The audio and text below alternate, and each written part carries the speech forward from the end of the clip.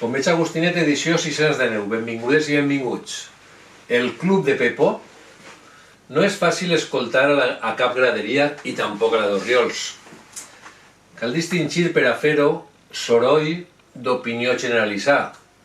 Cal la humilitat per encaixar la crítica i cal entendre la idiosincràsia del futbol, tan diferent a la d'altres empreses. Així es treballa en matèria sentimental, la de milers de famílies, les nostres, les llevantines, les de la grada. Cal saber qui som i d'on venim. Cal escoltar. O això o es pot acabar en la Torre d'Ivori, a soles, com els passa a tants dirigents. Pepo d'Anvila acaba d'aterrar i podria, afonar-se en eixe fangar. Deixarem clares algunes coses sobre el conseller delegat. Primera, no existeix correlació entre la gestió de Quico i de d'Anvila, ni tutela, ni res. Segon, d'Anvila té recolzament financer, no està soles. Tercera, no ha posat 6 milions sinó 23, en diverses fórmules, però 23.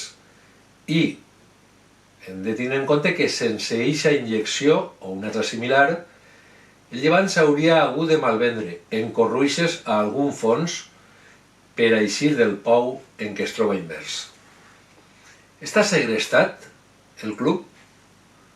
Els que així no ho entenen argumenten que d'Anvila es farà propietari de facto en 6 dels 23 milions que ha posat i en el control de la Fundació 100 anys. Lo cert és que el futbol modern està exposat, com qualsevol altre negoci, a l'especulació. Imaginem un escenari d'ací a 3 anys.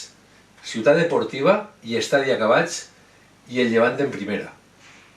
I d'Anvila li pega per ahir, ven el seu paquet accionarial del 37,5% de la propietat per 50 milions, a més de recuperar-ne els 17 que se li deuen.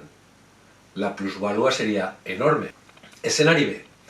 Els projectes queden paralitzats, el llevant no és de segon i el seu valor de mercat està per terra. D'Anvila no pot ni recuperar aquests 17 milions. I així no funciona el capitalisme.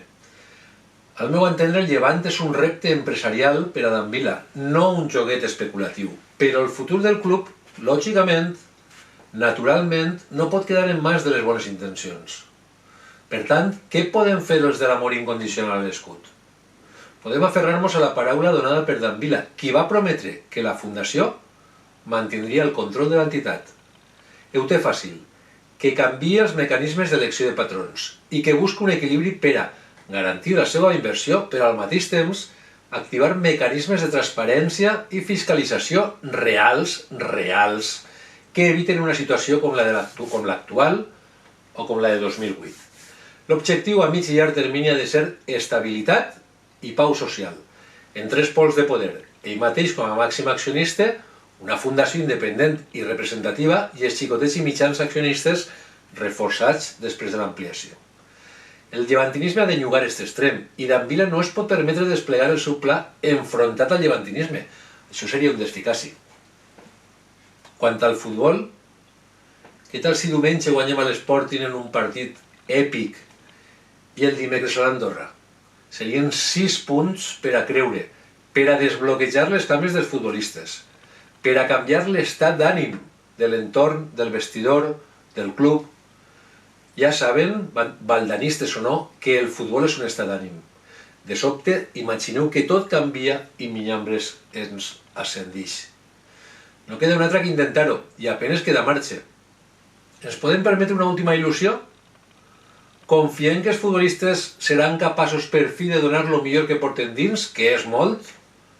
O cremem la falla quan falten encara 14 partits per acabar la Lliga?